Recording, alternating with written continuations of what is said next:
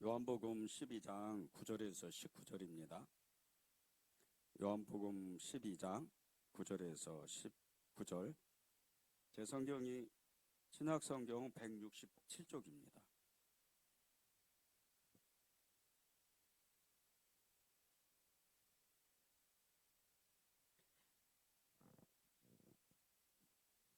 네, 요한복음 12장 9절에서 19절 다 찾으셨죠? 네, 우리 같이 합독, 우리 교독을 하겠습니다. 한 절씩 교독하겠습니다. 유대인의 큰 무리가 예수께서 여기 계신 줄 알고 오니 이는 예수만 보기 위함이 아니요 죽은 자 가운데서 살리신 나사로도 보려 함이로라. 대제사장들이 나사로까지 죽이려고 모의하니 나사로 때문에 많은 유대인이 가서 예수를 믿음이로라. 그 이튿날에는 명절에 온 큰 무리가 예수께서 예루살렘으로 오신다는 것을 듣고 종려나무 가지를 가지러 맞으러 나가 외치되 호산나 찬송하리로다. 주의 이름으로 오시는 이 곧 이스라엘의 왕이시여 하더라. 예수는 한 어린 나귀를 보고 타시니 이는 기록된 바 시온 따라 두려워하지 말라 보라 너희 왕이 나귀 새끼를 타고 오신다 함과 같더라. 제자들은 처음에 이 일을 깨닫지 못하였다가 예수께서 영광을 얻으신 후에야 이것이 예수께 대하여 기록된 것인가 사람들이 예수께 이같이 한 것임이 생각났더라. 나사로를 무덤에서 불러내어 죽은 자 가운데서 살리신 때에 함께 있던 무리가 증언한지라. 이에 무리가 예수를 맞으면 이 표적 행하심을 들었음이로라. 함께 읽겠습니다. 바리새인들이 서로 말하되 볼지어다 너희 하는 일이 쓸데없다. 보라 온 세상이 그를 따르는도다 하니라. 아멘. 하나님의 말씀입니다. 네, 오늘은 이제 지난번 말씀에 이제 이어서 지난번에는 이제 2주 전이죠. 2주 전에는 우리 이제 그 마리아가 이렇게 예수님의 발에 향유를 붓는 그리고 자기의 머리털로 예수님의 그 발을 이렇게 닦아드리는 그런 말씀이었습니다. 근데 오늘은 그 연장 선상인데 오늘은 약간 이제 다른 말씀이에요. 오늘의 기도 제목이 보고 들은 것을 행해라. 이렇게 말씀을 주셨어요. 보고 들은 것을 행해라. 오늘의 말씀의 이 주제는 보고 들은 것을 행하라고 이렇게 말씀을 하시는 겁니다. 오늘의 주인공이 이제 나사로인데 이 나사로가 너무나 정말 기적적으로 이게 우리의 상식으로는 자연의 이치로는 도저히 있을 수 없는 일, 부활의 그 역사가 일어나서 죽었다가 4일 만에 이렇게 살아나는 역사가 실제로 일어나는 이 나사로의 이야기와 함께 그리고 또 수많은 사람들이 이 나사로를 통해서 예수님을 어떻게 믿었는지 그것을 오늘 이렇게 나누면 좋겠습니다. 이 요한복음은 표적의 책이라 그래요. 요한복음 1장에서 21장 전체를 표적의 책이라고 이렇게 얘기를 합니다. 이 요한복음 표적의 책 또는 신령한 뜻을 나타내는 이적들과 어떤 상징적인 행동들 그런 것을 이렇게 나타내는 책이라는 겁니다. 이 요한복음 전체에 나타나는 그 표적들 여러 표적들이 있는데 그 중에 대표적으로 7개의 표적이 있습니다. 첫 번째는 물로 포도주를 만드는 이 표적 요한복음 2장에 나오죠. 이 표적이 예수님이 행하신 첫 번째 표적입니다. 두 번째 표적은 왕의 신하의 그 아들을 고치신 그 죽은 사람이에요. 거의 죽은 사람을 살려내는 그런 표적을 요한복음 4장에서 나타내고 세 번째 표적은 이 베데스다 연못에서 우리가 지난번에 나눴죠. 38년 된 병자를 고치신 그 역사가 5장에 나오고 네 번째 표적은 오병이어로 5천 명을 먹이신 6장에 나오죠. 다섯 번째는 무리를 걸으신 역사가 6장에 나옵니다. 그리고 여섯 번째는 나면서 소경된 그 사람을 눈을 고치신 일이 9장에 나오고 그리고 이제 오늘 이렇게 주인공인 이 죽었다가 살아난 나사로를 살린 그 표적이 11장에 나옵니다.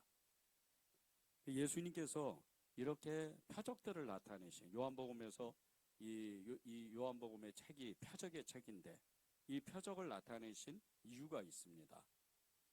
이 이유는 예수님이 하나님의 아들이시라는 거예요. 여러분은 믿으시죠? 하나님의 아들이시라는 것을, 예수님이 하나님의 아들이시라는 것을 믿으시죠? 근데 이것이 우리가 생각하는 것과 그리고 우리가 실제적으로 그 하나님의 아들을 믿는 믿음, 그 삶하고는 완전히 다르다는 거예요. 하나님의 아들이시다. 이 하나님의 아들이신데 예수님이 요한복음에서 계속 말씀하시는 게 있으세요. 나는 양이다. 나는 문이다. 나는 하늘에서 왔다. 나는 생명의 떡이다. 뭐 이런 얘기를 계속 하시는 거예요. 계속 얘기하시는데 꼭 표적을 나타내시고 뒤에 얘기를 하세요. 나는 생명의 떡이다. 이게 그 말씀을 하시기 이전에 오병이의 기적, 이 어마어마한 5천 명을 먹이는 그런 기적을 만들어내세요. 그리고 생명의 떡이다. 이렇게 말씀을 하시는 거예요.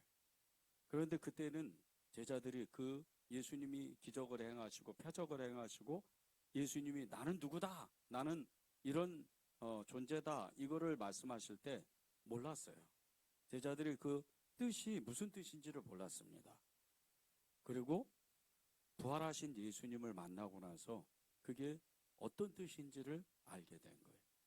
오늘 그 예표로 이 요한복음 12장 9절에서 19절의 말씀을 나누면서 또 한 가지의 말씀을 하십니다. 9절을 보십시오. 유대인의 큰 무리가 예수께서 여기 계신 줄 알고 오니 이는 예수만 보기 위함이 아니요 죽은 자 가운데서 살리신 나사로도 보려 함이로라. 유대인의 큰 무리, 어마어마한 무리예요. 거의 뭐 한 15,000명 가까이 되는 이 무리가 이 예수님을 보려고, 또 죽었다가 살아난 나사로를 보려고 생전 찾아가지도 않고 정말 지나가지도 않는 이런 베다니 마을에 찾아오는 겁니다. 생각을 해보세요. 예루살렘에서 한 3km 가까이 되는 이 시골 마을인 베다니에, 예루살렘도 아니고 베다니에 한 15,000명 가까이가 거기에 지금 어마어마하게 먼지를 일으키면서 달려가고 있는 거예요. 예수님 만나려고. 왜? 예수님을 만나면 기적과 이적과 표적이 반드시 일어나기 때문에.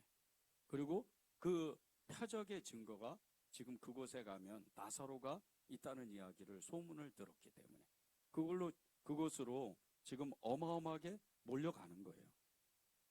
그리고 이 예수님이 그곳에 계신다면 내 어떤 문제들, 그리고 우리 가족 중에 병을 앓고 있는 이런 사람들이 단번에 고침을 받을 것을 알았기 때문에 이 예수님을 만나려고 찾으러 가는 거예요. 그것이 주님이 표적을 나타내시는 하나님의 그 뜻이었습니다. 주님이 이렇게 표적을 분명하게 나타내시는 거예요. 나사로는 죽었다가 살아났다. 내 옆에 있다. 이것을 수많은 군중들 앞에서 나타내는 이유는 믿음 때문에 그렇습니다. 우리는 믿음의 표적을 보지 못하면, 어떤 하나님의 기적과 이적과 그 표적의 역사들을 보지 못하면 눈이 잘 안 열리는 그런 사람들입니다. 그냥 예수님을 믿었다, 그렇게 예수님이 믿어진다, 이런 것을 정말 이렇게 고백하는 사람들은 어마어마한 믿음을 가지고 있는 거예요. 우리 대부분은요, 하나님의 역사를 보고 예수님을 믿었어요. 우리의 삶 가운데에서 삶에 공고하거나 어떤 고치지 못할 질병을 앓거나 풀지 못한 어떤 문제를 가지고 주님 앞에 나왔더니 그 주님이 살아계신 주님을 만나게 되는 거예요. 그때부터 믿음이 생기는 거예요. 자연을 거스르고 정말 우리의 이성을 완전히 뛰어넘는 그런 하나님만이 하실 수 있는 어떤 일을 경험했기 때문에 우리는 예수님을 믿는 거예요. 이것이 예수님이 표적을 나타내시는 이유입니다. 오늘도 이 수많은 사람들, 거의 한 15,000명 가까이 되는 사람들이 베다니 마을에 이 예수님을 만나려고 찾아오는데 거기서 예수님의 옆에 있는 나사로를 보는 거예요. 그리고 그 나사로뿐 아니고 나사로가 살아났을 때 그 증인들의 이야기를 듣는 거예요. 이 베다니에서 나사로가 살아날 때 나사로의 친구들 그리고 나사로의 그 마을에 살았던 이 베다니 마을에 살았던 많은 사람들이 있었어요. 그 사람들의 말을 듣고 예수님이 진짜 메시아신가 보다. 예수님이 진짜 하나님의 아들이신가 보다. 예수님이 진짜 하늘에서 내려오신 분인가 보다. 하나님이 보내시는 어떤 선지자인가 보다. 그것을 의식하고 예수님을 믿은 겁니다. 11절을 보면 나사로 때문에 많은 유대인이 가서 예수님을 믿음이로라 이런 말씀이 있어요. 나사로 때문에 예수님을 믿는 사람도 어마어마하게 많았다는 거예요. 표적을 봤으니까. 하나님이 행하시는 그 표적을 체험하고 경험했으니까 예수님을 믿는 사람들이 예수님이 기적을 행하지 않았는데도 그 당시에는 그 나사로만 보고도 예수님을 믿는 사람이 너무 많았다는 거예요. 우리는요, 우리가 가지고 있는 그 믿음, 이것이 여러분들이 다 똑같은 믿음이 아니에요. 어떤 사람은 기적과 이적과 그 표적을 보고 뒤로 물러가지 않고 오직 예수님, 오직 믿음, 오직 말씀, 오직 성령 그 말씀을 따라서 사는 사람이 있는가 반면에 어떤 사람은 그저 그냥 밋밋한 그런 믿음을 가지고 있는 사람도 있다는 거예요. 믿음이 다 똑같지 않다는 거예요. 어떤 사람은 초자연적인 기적을 경험하고 나서 하나님을 믿는 사람도 있고 어떤 사람은 진짜 이루 말할 수 없는 꿈에서나 하나님의 말씀을 듣고 정말 기적과 같은 이런 역사 하나님의 말씀을 듣고 하나님의 행하시는 것을 보고 믿는 사람도 있다는 거예요. 지금 전 세계에서 그러한 역사가 이 아프리카나 그리고 이 무슬림 지역에 이슬람 지역에 어마어마하게 일어납니다. 심지어는 인도 지방에 너무나 이 극진적인 어떤 힌두교 이런 지방에서도 집단적으로 개종하는 역사가 실제로 일어난다고 하더라고요. 이런 역사가 왜 이렇게 일어날까? 예수님은 먼저 그 믿음을 주시기 전에 우리에게 하나님의 기적, 이적, 표적을 주신다는 거예요.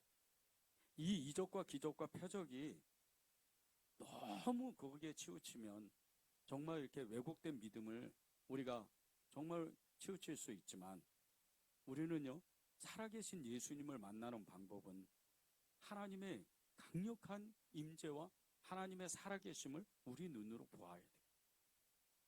우리의 인생 가운데 우리의 믿음 가운데 말할 수 없는 하나님의 은혜를 받아야 살아계신 예수 그리스도가 진짜 믿어지는 거예요. 눈으로 볼 수도 없고 손으로 만질 수도 없고 우리가 어떤 경험을 할 수도 없는 그분을 우리가 믿을 수 있으려면 하나님이 행하시는 일을 우리 삶 가운데서 경험해야 된다는 거예요. 그래야 하나님이 우리에게 믿음을 주신다는 거예요. 얼마 전에 한 지인의 이야기를 들으면서 제 마음에 다시 한번 정말 결단한 마음이 있었어요. 믿음을 다시 한번 붙잡게 되더라고요. 그 지인이 어느 중요한 집회를 갔는데 그 중요한 집회를 인도하시는 강사 목사님이 지금 이 현대 사회는 하나님의 기적, 예수님이 베푸시는 이 기적과 이적과 표적을 안 믿는 세대라는 거예요. 열의 9은 그 하나님이 행하시는 일을 믿지를 않는다는 거예요. 너무 살기가 좋으니까. 그런데 이 믿음은 왜곡된 믿음이라는 거예요. 어느 것은 믿고 어느 것은 믿지 않고 어느 것은 정말 그렇게 믿을 수 있는 그 눈이 열리는데 어느 것은 이것은 하나님으로서도 하실 수 없을 거야. 이런 왜곡된 믿음을 가지고 있다는 거예요. 근데 그 이야기를 이렇게 이제 설교를 듣고 집회를 마치고 이 지인분이 그 집회 장소를 빠져나오면서 자기도 모르게 회개를 했다는 거예요. 나는 내가 예수님의 그 행하시는 일, 지금도 기적과 이적과 표적 이것을 믿지 않고 있구나. 깜짝 놀랐다는 거예요. 그분이 얼마나 신실한 분인지 몰라요. 그분은 늘 사람들을 기쁘게 만들고 믿음을 전해주고 그리고 늘 다른 사람을 예수님으로 행복하게 만드는 사람이에요. 그런데 그 자신은 그 본인은 하나님의 그 믿음이 어느 것은 믿고 어느 것은 믿지 않는 그런 왜곡된 믿음을 가졌다는 걸 처음 알았다는 거예요. 우리도 어쩌면 이와 같이 정말 어떤 것은 믿고 어떤 것은 믿지 않고 성경을 읽더라도 어떤 말씀은 믿는데 어떤 말씀은 믿어지지 않는 그런 일이 우리 안에도 있을 수 있다는 거예요. 많은 사람들이 이렇게 삽니다. 많은 사람들이 이렇게 똑같이 보고 똑같이 들었는데 그 믿음을 온전하게 하나님 앞에 고백하지 못한다는 거예요. 보고 들은 것이 그것이 정말 사실이라면 우리가 경험한 것이 우리가 체험한 그 하나님의 역사가 사실이라면 우리의 믿음은 흔들리면 안 돼요. 여러분들이 처음 예수님을 믿을 때 생각해 보세요. 그때 나만 아는 이루 말할 수 없는 하나님의 역사를 체험하고 경험하고 그것을 고백했기 때문에 여러분 안에 성령이 들어가신 거예요. 성령 세례는 다른 게 아니에요. 놀라운 역사, 하나님의 기적과 같은 경험을 하나님이 주셨기 때문에 그와 동시에 우리가 예수님을 부르고 예수님을 믿겠다고 우리가 이거 고백할 때 그 성령이 우리 안에 오시는 거예요. 이걸 성령 세례라고 그래요. 성령 세례가 임하면 흔들릴 수가 없어요. 많은 사람들이 성령이 내게 임하셨다. 성령이 내게 임하셨을 거야. 이렇게 생각을 하는 거예요. 아닙니다. 성령이 임하신 건 예수님이 임하신 건 뚜렷한 증거가 나타나요. 뚜렷한 증거가 있어요. 고린도후서 13장 5절에 보면요. 너희 안에 예수 그리스도 그분이 계신지 아니 계신지 시험을 해보라 그랬어요.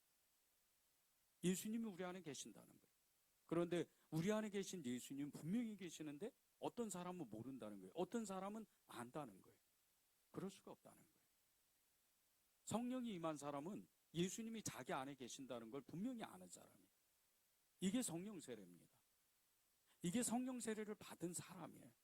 그런데 똑같이 보고 똑같이 들었는데 왜 각각 믿음이 다르냐 말이에요. 그럴 수가 없는 겁니다. 이렇게 똑같이 보고 똑같이 들었는데 믿음이 다른 이유. 어떤 사람 믿음의 삶을 살고 어떤 사람은 그냥 믿음이 있는 것처럼 행동하는 것은 말씀을 들었을 때 하나님을 경험했을 때 그것을 행하지 않았기 때문에. 야고보서 2장 26절에 보면요. 행함이 없는 믿음은 죽은 믿음이라고 그랬어요.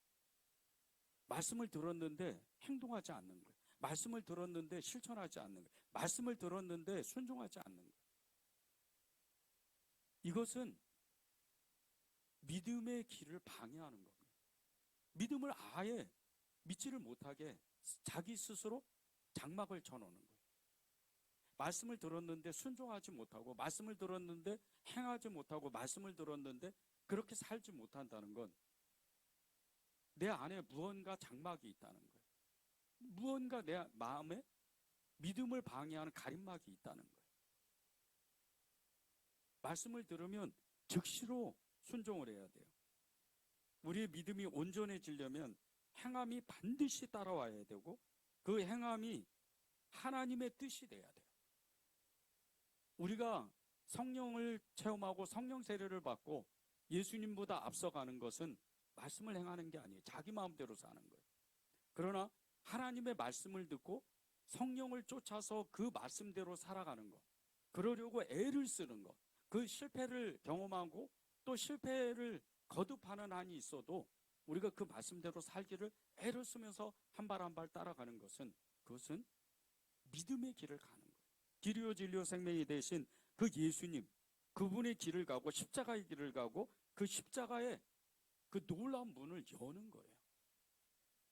이것이 하나님이 우리에게 주시는 기적과 이적, 표적, 그것으로 인해서 믿음을 우리에게 주시는 이유입니다. 많은 사람들이요, 말씀을 듣고 하나님의 그 행하시는 기적을 경험하고도 행동하지 않아서 끝내는 어떻게 돼요? 오늘 말씀 뒤에 보면요, 이 12장 말씀을 이제 지나고 13장을 거쳐가면 예수님이 이제 십자가의 길을 가요. 십자가의 길을 가는데 이제 오늘부터 십자가의 길을 가는 거예요. 예루살렘을 들어갑니다. 호산나 호산나 그랬던 수많은 군중이요, 불과 며칠이 지나면 돌을 던져요. 불과 며칠이 지나면 험한 말을 해요. 불과 며칠이 지나면 십자가에 못 박으라, 십자가에 못 박으라, 그렇게 외쳐대는 거예요. 그런데 이 십자가에 못 박으라 이 말하고 있는 사람들의 대부분의 사람들은요, 자기가 무슨 말을 하는지도 몰라요. 믿음의 사람들이 아니기 때문에. 대부분 그 수많은 군중들 가운데 섞여서 앞사람이 말하는, 제일 먼저 제사장들과 그리고 바리새인들, 서기관들이 말했던 그 말을 따라서 그 군중 심리에 의해서 그냥 나도 모르게 십자가에 못 박으라, 십자가에 못 박으라, 그렇게 외치고 있는 거예요. 예수님을 믿지 못하니까. 지금 나사로를 만났어요. 죽었다가 살아난 나사로를 만났고 그 예수님을 지금 만났단 말이에요. 그런데도 불구하고 불과 며칠이면 돌을 던지고 욕을 하고 그리고 저주하고 십자가에 못 박으라고 외쳐야 되는 거예요. 말씀을 들었는데 하나님의 그 행하신 일, 기적과 이적과 표적을 봤는데 예수님을 믿기로 결단하지 않으니까 나중에는 돌을 던지고 예수님을 저주까지 가는 그런 사람들이, 그런 군중들이 되는 거예요. 보고 들으는 것을요, 우리가 보고 듣는 이 모든 것을 행하는 것, 행동하는 것, 그렇게 순종하는 것, 실천하는 것, 이것이 얼마나 중요한지 몰라요. 이 행하는 것 때문에 믿음의 길이 열려지는 거예요. 야고보 사도, 이 야고보 사도는요, 행함에 대한 믿음, 그리고 믿음에 대한 그 말씀을 아주 그냥 정확하게 가감없이 말했던 사도예요. 그런데 이 야고보 사도가요, 늘 강조했던 게 있었어요. 믿음의 그 의인은 믿음으로 말미암아 사는데 행함이 있는 사람, 그 사람이요, 의인의 간구가 역사함이 크다는 거예요. 그러면서 엘리야를 이야기하는 거예요. 행함이 있는 사람, 믿음의 사람의 기도가 얼마나 큰지를 이 야고보 사도가 이야기하는 거예요. 여러분의 마음의 소원이 있잖아요. 여러분의 그 하나님의 부르심에 그 열망, 그 소망이 있잖아요. 하나님의 그 부르심을 행하고 여러분의 마음의 소원을 이룰 수 있는 건 기도입니다. 그런데 이게 믿음의 기도라는 거예요. 믿음으로 살지 않는 사람은 이 기도를 할 수가 없어요. 하나님이 여러분에게 주시고 싶어도 믿음으로 기도하지 않으니까, 믿음이 없으니까. 전에는 내가 믿었는데 그 하나님의 꿈, 하나님의 비전, 하나님의 그 부르심을 내가 믿었는데 어느새 믿음이 행하지 않았기 때문에 그 믿음이 온데간데 없는 거예요.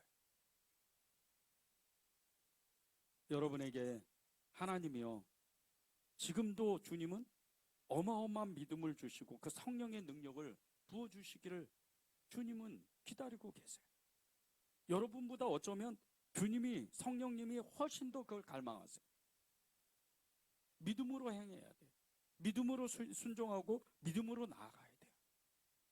미국 역사상 가장 많은 사람을 전도했다는 이 드와이트 무디, 이 목사님이 죽고 나서요, 그의 영적 친구인 사이런스 잉거스 스코필드 박사님이 이 무디의 사역을 이렇게 평가했어요. 뉴 잉글랜드 출신의 배우지 못한 시골 소년이 하나님의 은혜로 무디가 되었습니다. 드와이트 무디가 그런 능력을 갖게 된 비결은 이렇습니다. 첫째는 그는 그리스도의 은혜의 구원을 확실하게 체험했습니다. 그는 사망에서 생명으로 옮겨졌고 스스로 그것을 알고 믿었습니다. 둘째는 그는 성경의 신성한 권위를 믿었습니다. 그에게 성경은 하나님의 목소리였으며 그는 사람들의 양심 안에서 그 목소리를 선포했습니다. 셋째는 그는 성령으로 세례를 받았습니다. 그에게 성령님과의 만남은 주님을 영접했을 때의 체험처럼 분명했습니다. 넷째는 그는 기도하는 사람이었습니다. 그는 전능하고 자비로우신 하나님을 믿었습니다. 다섯째는 그는 일과 끊임없는 노력, 지혜로운 준비, 조직의 힘과 홍보의 힘을 믿었습니다. 그는 초자연적인 역사를 기대했지만 자연을 통해서였고, 대망을 품었지만 생활 속에서 게으른 법이 없었습니다. 이렇게 무디가 어마어마한 전도자가 될 수 있었던 것은 일생이때의 사건을 통해서였습니다. 무디는 극적인 회심을 경험하고 마음이 뜨거웠지만, 그리고 그 마음으로 전도했지만 마음속 깊은 곳에서 어딘가 만족스럽지 않았습니다.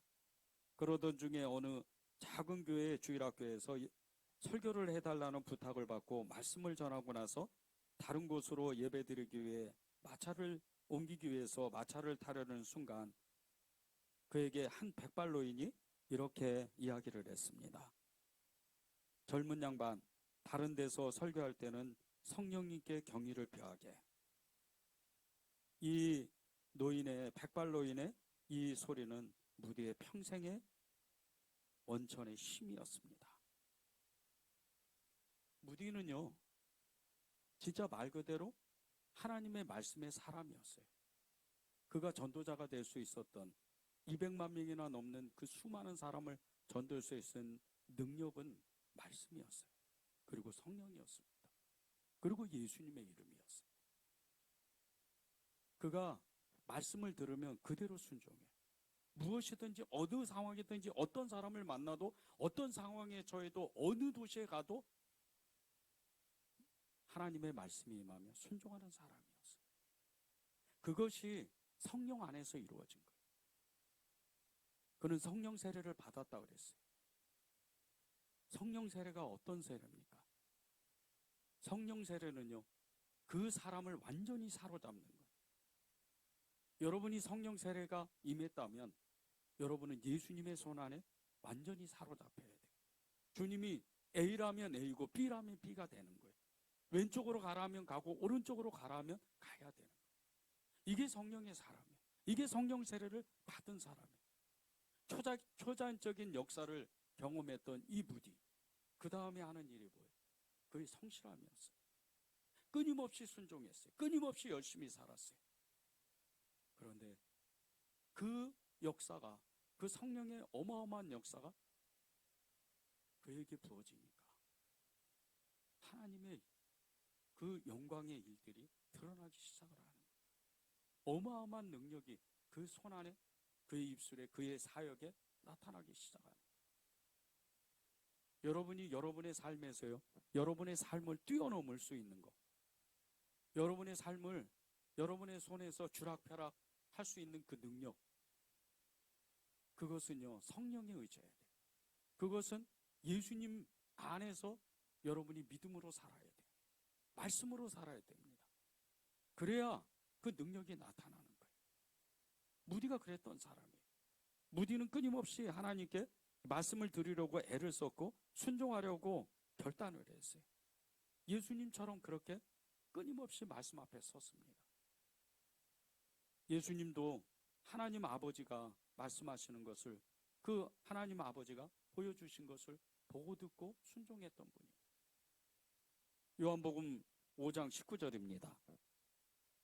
그러므로 예수께서 그들에게 이르시되 내가 진실로 진실로 너희에게 이르노니 아들이 아버지께서 하시는 일을 보지 않고는 아무것도 스스로 할 수 없나니 아버지께서 행하시는 그것을 아들도 그와 같이 행하느니라. 예수님은 하나님 아버지께서 행하시는 모든 일을 듣고 본 사람이에요. 그리고 그 본 그대로, 그리고 들은 대로 그대로 살아냈어요. 제자들이 그렇게 예수님이 행하시는 일을, 예수님 말씀하신 일, 예수님이 가르쳐 주신 것을 그대로 했어요. 그리고 제자의 제자가 그렇게 살았습니다. 그렇게 기독교 2000년은 지나온 거예요. 그런데 지금 우리는요, 어쩌면 예수님의 말씀을 들어도 그냥 좋은 설교 한 편 들은 그런 정도로 끝내는 그런 사람일 수도 있어요.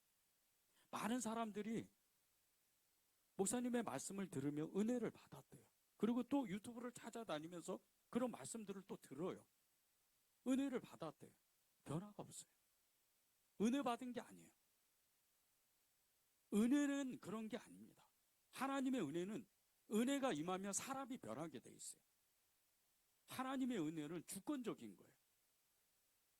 은혜를 거기다 쓰는 게 아니에요. 그냥 좋은 말씀 들었습니다, 이렇게 표현해야 돼요. 은혜를 받았다 그러는 건 바로 그 사람의 삶이 변하게 돼 있는 거예요. 많은 사람들이 이걸 모르니까 그저 인생을, 믿음을 방황하는 거예요. 많은 사람들이 이렇게 하나님의 뜻에 맞지 않고 엉뚱하게 그렇게 하나님의 마음을 아프게 하면서 그렇게 살아가는 거예요. 예수님은요, 죽음의 길을 가시면서도 하나님의 말씀대로 살려고 애를 썼던 분이에요. 그리고 그것을 반드시 이루셨던 분이에요. 오늘 말씀 보세요. 13절에서 15절에 보면 종려나무 가지를 가지고 예수님을 맞으면서 호산나 찬송하리로다 주의 이름으로 오시는 이 곧 이스라엘의 왕이시여, 이 외치는 장면이 13절에서 15절에 나오는데, 이것이요 오래 예수님이 오시기 전에 수백 년 전에 스가랴라는 이 선지자가 예언했던 그 말씀이었어요. 그 말씀을 예수님이 스스로, 하나님께서, 아버지께서 말씀하셨으니까 그 예언의 말씀을 이루시려고 그 길을 가는 거예요. 생각을 해보세요. 아무리 예수님이 돈이 없다 그래도 수많은 사람들이 지금 예수님을 따라간단 말이에요. 그런데 그 어린 나귀를 탈 필요가 없으세요. 말을 타면 돼요. 아니면 그 수많은 군중들이 그렇게 종려나무 가지를 흔들고 자기 옷을 이렇게 벗은 것처럼, 그렇게 용탄자처럼 그냥 그 밟고 들여밟고 가시면 되는 거예요. 그렇게 멀지가 않아요. 그런데 말씀을 이루시려고, 예언을 이루시려고 일부러 그 작은 나귀를 타는 거예요. 새끼 나귀를 타는 거예요. 예수님은 어떻게 하면 하나님의 말씀대로 살기 위해서, 그 말씀에 순종하기 위해서, 행하기 위해서 그 말씀대로 따라가는 거예요. 스가랴 9장 9절입니다. 시온 따라 크게 기뻐할지어다. 예루살렘에 따라 즐거이 부를지어다. 보라, 내 왕이 내게 임하시나니 그는 공의로우시며 구원을 베푸시며 겸손하여서 나귀를 타시니 나귀의 작은 것 곧 나귀 새끼니라. 말씀 그대로를 지금 주님이 아주 무슨 그 영화에서 나오는 것처럼, 연극에서 나오는 것처럼 퍼포먼스를 지금 하고 계시는 거잖아요.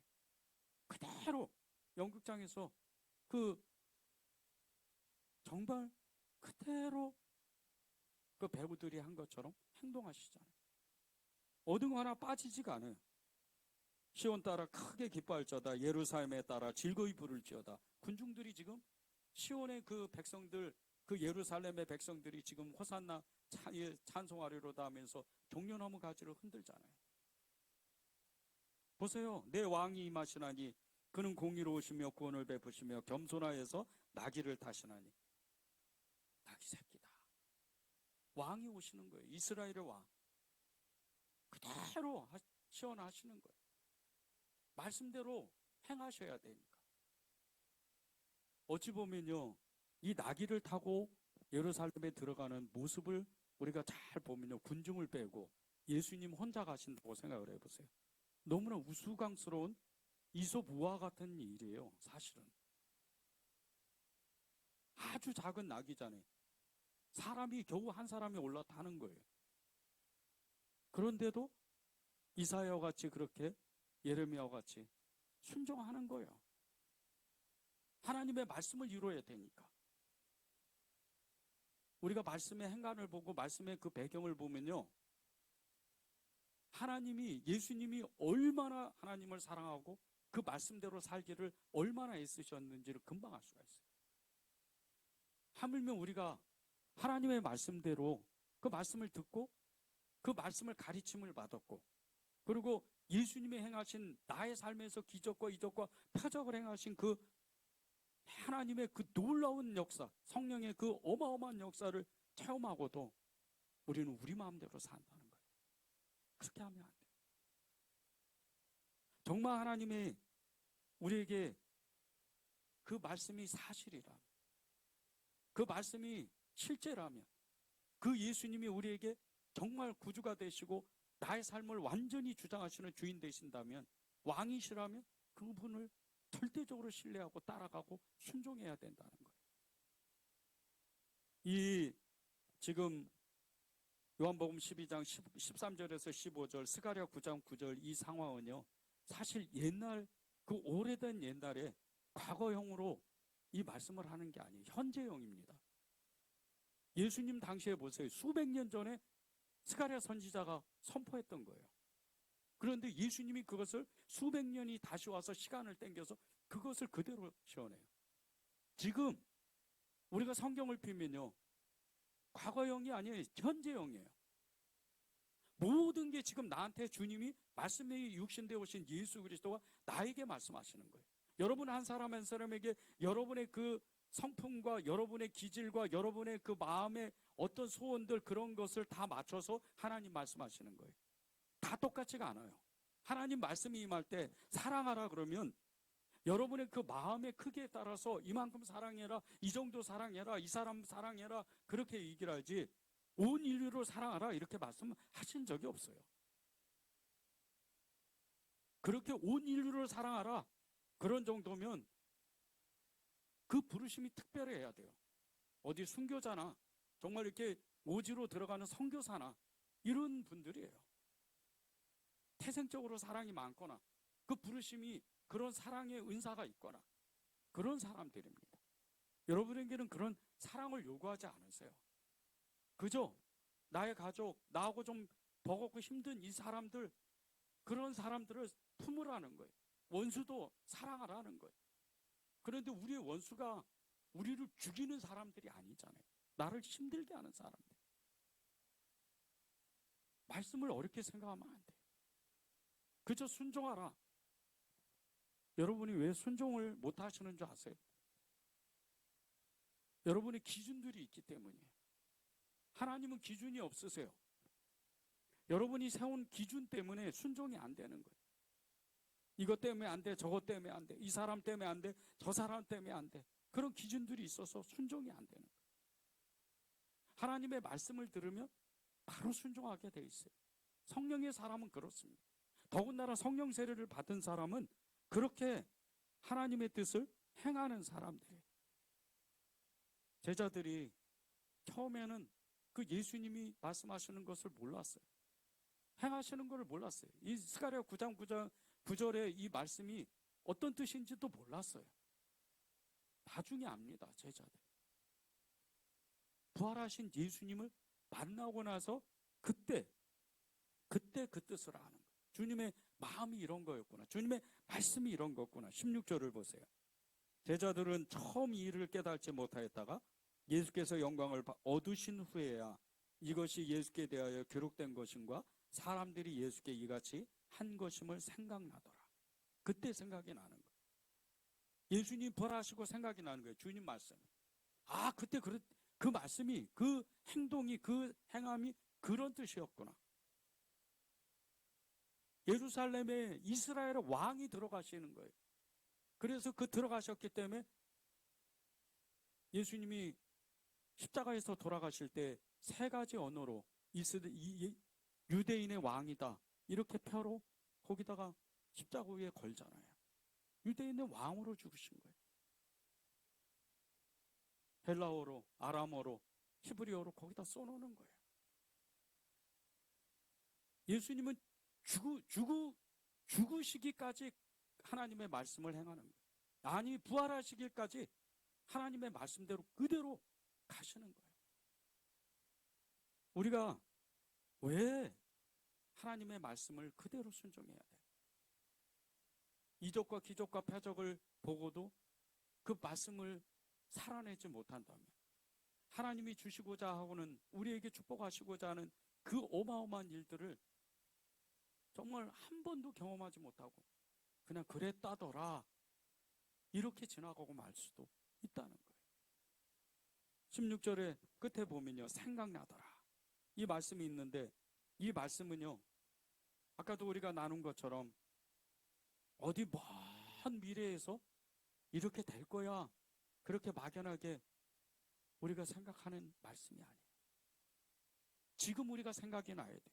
여러분 안에 그런 말씀들이 생각이 나야 돼요. 여러분이 성경을 읽는 그 순간서부터요, 계속해서 하나님은 여러분을 생각나게 만드시는 분이에요. 기억하게 만드신다 그러잖아요. 그래서 여러분이 이렇게 살려고 저렇게 살으려고 그렇게 하나님을 잘 경배하고 모시고 그렇게 주님과 함께 통행하는 삶을 살게 만들려고 계속해서 생각나게 만드시는 거예요. 우리가요, 보거든 들었던 들었던 이 하나님의 표적을요, 하나님의 말씀을 우리가 살아낼 수 있는, 정말 날마다 충만하게 살 수 있는 방법이 있어요. 그것은 정말 우리가 서로를 위해서 기도해주고 우리의 그 믿음의 체험들, 우리가 성경을 읽었던 그런 것들을 그 공동체 안에서 같이 나누는 거예요. 그것이 17절 18절에 나옵니다. 나사로를 무덤에서 불러내어 죽은 자 가운데에서 살리실 때 함께 있던 무리가 증언한지라. 이에 무리가 예수를 맞음은 이 표적 행하심을 들음이러라. 그 어마어마한 무리가, 한 15,000명 된 무리가 베다니에 와서 이 나사로가 어떻게 살아났는지, 그 나사로가 살아날 당시에 주변에 있던 그 사람들이 있었어요. 그 사람들의 증언을 듣는 거예요. 이 사람이 죽었는데 무덤에서 이렇게 사흘 동안 그 어마어마한 돌무덤에서 갇혀 있었어. 그런데 예수님이 오셔서 살리셨어. 이 소리를 듣고 보세요.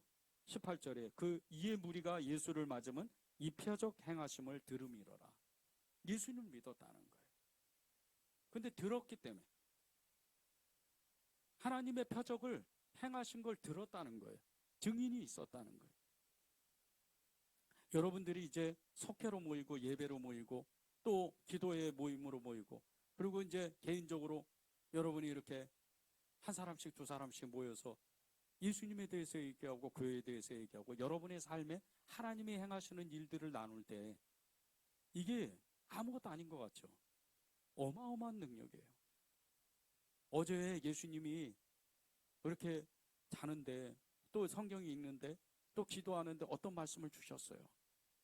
그래서 그 말씀대로 해보려고요. 그랬더니 하나님이 은혜를 주셨어요. 축복하셨어요. 이런 얘기를 나누는데 그 듣는 사람이요, 어마어마한 도전을 받는 거예요. 영적 사람들이기 때문에, 여러분이 다 성령 세례를 받은 사람들이기 때문에, 세상 사람들보다 교회 안에서 믿음의 성도, 믿음의 형제들을 같이 만나야 돼요. 모이기를 힘쓰러야 돼요. 그래서 주님이 모이기를 힘쓰라는 거예요. 마지막 때일수록 더욱더 모이고 예배드리고 더욱더 하나님이 행하시는 일들을 나눌 때 내 믿음이 상승되는 거예요. 내 믿음이 더욱더 세워지는 거예요. 견고해집니다. 믿음은 들음에서 난다고 로마서 10장 17절에 말씀합니다. 믿음은 들음에서 나는 거예요. 믿음을 계속 얘기하면요, 나도 모르게 믿음이 자라나요. 여러분이 예수님을 하루에 1000번만 불러보세요. 그러면 예수님을 떠날 수가 없어요. 예수님을 잊어버릴 수가 없어요. 1000번을 시간 단위로 계산해 보세요. 적어도 여러분이 1000번을 부르려면요, 2, 3분 안에 계속 예수님을 불러야 돼요. 그래서 누구를 만나면 1시간 만난다 그러면 이 1시간 동안 예수님을 부르니까 그 들어가기 전에 어디 뭐 집을 들어가든지, 집을 방문하든지, 카페를 들어가든지, 식당을 들어가든지, 그 버스를 타고 운전을 하면서 예수님을 한 200번 불러야 돼요. 빠르게. 그리고 이제 1시간 만나고 또 예수님 부르고 예수님의 이름을 부르고. 우스운 것 같죠? 이게 어마어마한 믿음이에요. 어마어마한 은혜를 경험해요. 예수님과 동행하자. 24시간 예수님을 바라보자. 이게 무슨 뜻인 줄 아십니까? 예수님의 이름을 부르자는 거예요. 예수님을 의식하자는 거예요. 예수님의 말씀대로 살아보자는 거예요. 그 뜻이에요. 어려운 말씀이 아니에요. 계속해서 24시간 예수님을 의식하면 꿈에서도 예수님을 경험하는 거예요. 꿈에서도 예수님을 만나는 거예요. 2022년 12월에요. 미국 기독교 방송 CBN 뉴스에서 I found the truth라는 이 프로그램을 통해서 마이크 웨스터 필드라는 그 남자의 간증 이야기를 했어요. 근데 이 마이크가 신실한 기독교인이었습니다. 너무나 어렸을 때부터 신실한 사람이었어요. 그런데 이 마이크가 갑자기 성인이 되는 어느 날부터 기독교 교리에 대한 이 의구심이 생겼어요. 그것도 특별히 창조론이나 삼위일체 이런 교리에 대해서 굉장히 의구심을 가졌어요. 그런데 그때 마침 이 사람이 직업이 이 교도관이었는데 이 교도소에 갇혀 있던 이 죄수들 중에 이슬람 이 죄수들이 있었어요. 그런데 이 이슬람 죄수들이 건네준 이 이슬람 서적들을 보면서 그냥 변심을 해버린 거예요. 개종을 해버렸어요. 이슬람으로. 그리고 12년 동안 이슬람 교도로 살았습니다. 12년 동안 이슬람 교도로 살면서 그 무슬림이 너무 좋아서 한 7년 동안은 대학을 다녔어요. 이슬람 교사가 되고 그리고 이슬람의 그 영적 지도자가 되고 싶어서 7년 동안 그 무슬림 대학을 다녔는데 어느 날 갑자기 깨달음이 하나가 오는 거예요. 이 이슬람이 진리를 가르쳐 주질 않는 거예요. 이 무슬림의 학문이 이 진리를 가르쳐 주질 않는 거예요. 자기가 너무 공고해졌어요. 그러던 중에 이 기독교 변증에 대한 그 오래된 서적들, 이제 대학을 다니니까 그런 서적들을 이렇게 뒤지기 시작을 했어요. 그리고 성경을 다시 읽기 시작을 했습니다. 그리고 기독교 변증가인 그 예수는 역사다 책을 쓴 스트로벨 이 목사를 만나러 갔어요. 그리고 여러 관련된 기독교 관련된 이 서류들을 찾으면서 자기 마음 안에 뭔가 모르게 이건 아닌데 이런 마음이 갑자기 드는 거예요. 그때쯤에 엠브레이스 더 트루스 인터내셔널에서 이 사역을 하는 압둘 머레이라는 사람을 소개받았어요. 이 압둘 머레이는 무슬림에서 기독교로 개종한 사람이에요. 이 사람을 만나면서 자기 눈이 활짝 열린 거예요. 이 압둘하고 같이 기독교에 대해서 이야기를 하면서 자기가 잘못 선택을 했다는 것을 어느 날 깨달아요. 그리고 그가 어느 날 밤 잠을 자는데 이 마이크가 잠을 자는데 그 꿈에서 예수님이 실제적으로 찾아오셔요. 꿈속에서 이 마이크가 어디를 계속해서 도망을 가는데 그 도망가면 갈수록 자기 발이 이상하게 땅에서 떨어지지 않고 그 도망가면 갈수록 예수님의 보혈이 자기 머리에서 발끝까지 계속 쏟아지더라는 거예요. 그러면서 자기 마음 안에 예수님의 그 평화와 사랑 그리고 편안함을 느꼈대요. 잠에서 깨자마자 그 밤중에 그 꿈을 통해서 자기 영혼이 예수님의 그 보혈에 이렇게 통과됐다는 느낌이 잠에서 깨서 바로 들었어요. 그리고 나서 하도 이렇게 꿈이 너무 생생해서 이 마이크가 이 압둘에게 전화를 해요. 아침에. 근데 더 큰 충격을 받습니다.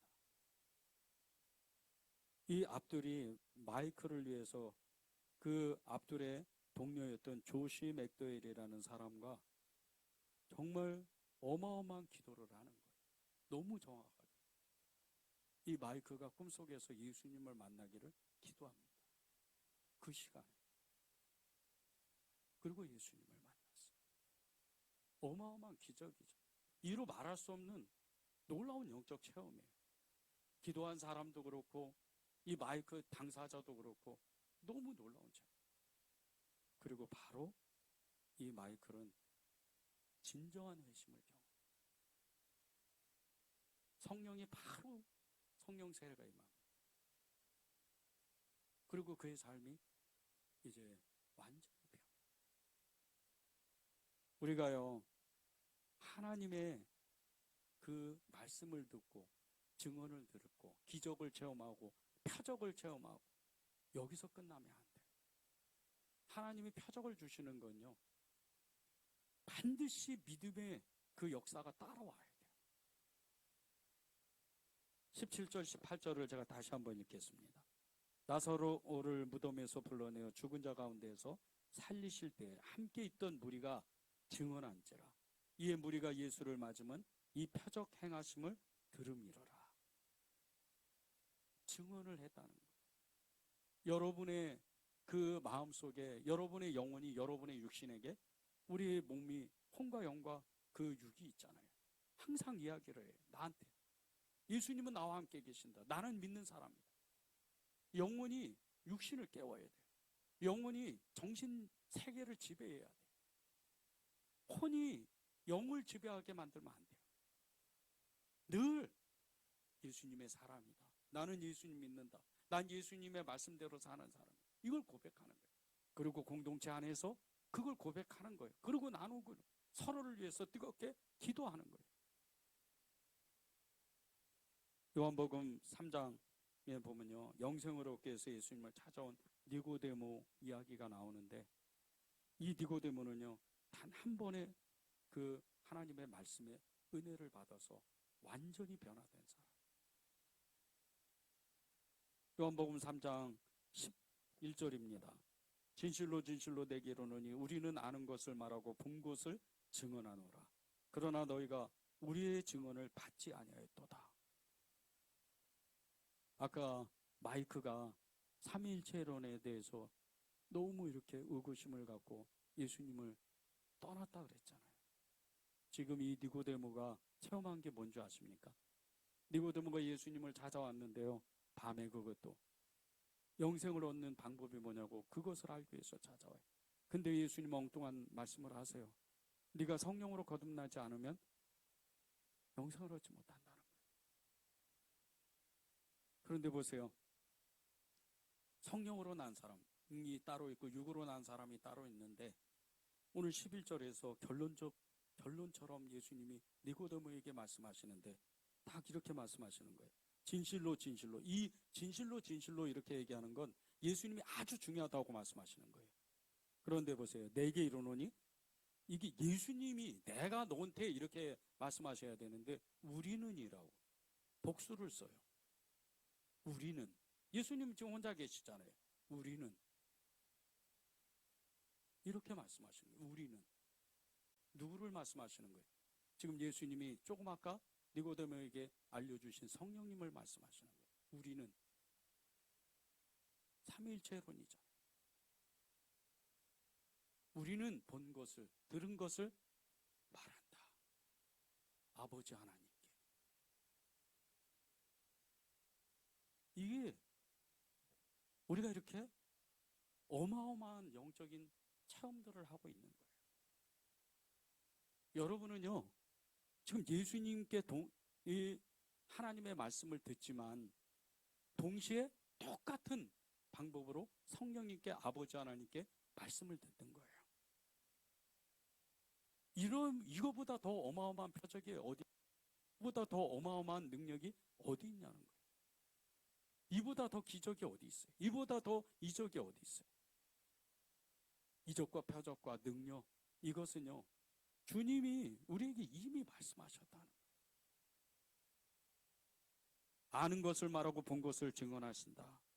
주님이 그렇게 니고데모에게 말씀하시는 것은 말씀을 듣고 믿으라는 거예요. 말씀을 듣고. 기적을 경험해도 우리에게 믿음이 생기지 않는 것은요, 성령님의 도우심을 이렇게 받지를 못하는 거예요. 여러분 안에 다 성령님이 계시는데 성령님이 뭐라 그러세요? 기도해라, 예배드려라, 순종해라, 좋은 일 해야지.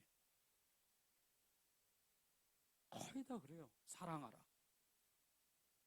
그런데 그 음성이요, 안 들린다는 거는 성령님이 안 계신다는 뜻이에요. 안 들릴 수가 없어요. 어떤 사람이고 성령님의 음성을 듣습니다. 보고 들은 것을 다 알 수가 있는 거예요. 왜 우리가 이 성경이 왜 믿어지겠어요? 성령님이 계속 말씀하시는 거예요. 예수님의 이름으로. 믿어라, 믿어라, 믿어라. 아주 간단한 거예요. 성경은 어려운 게 아닙니다. 성경을 읽으면 읽을수록 말씀이 육신되어 오신 예수님이니까 그분이 나에게 계속 들어오신다는 뜻이에요. 내가 읽을 때마다. 그것이 믿음이에요. 다른 게 아닙니다. 그렇게 거대한 어마어마한 어떤 역사, 뭐 정말 이렇게 지구가 시간이 바뀌는 그런 기적이 아니에요. 이게 더 큰 기적이에요. 그것을 그냥 나는 믿기만 하면 되는 거예요. 야고보서 3장 22절 보세요. 내가 보거니와 믿음이 그의 행함과 함께 일하고 행함으로 믿음이 온전하게 되느니라. 보고 믿었는데 행함이 따르면요, 행함으로 믿음이 온전하게 된다는 거예요. 보고 들었던 것을 믿음으로 행하면 그 행함이 함께 일한다는 거예요. 그리고 그 함께 일한 행함으로 인해서 믿음이 온전하게 된다. 말씀을 들을 때 이제 훈련하는, 순종하는 그런 여러분이 되시기를 바랍니다. 우리 찬양하고 기도하는 시간을 갖겠습니다.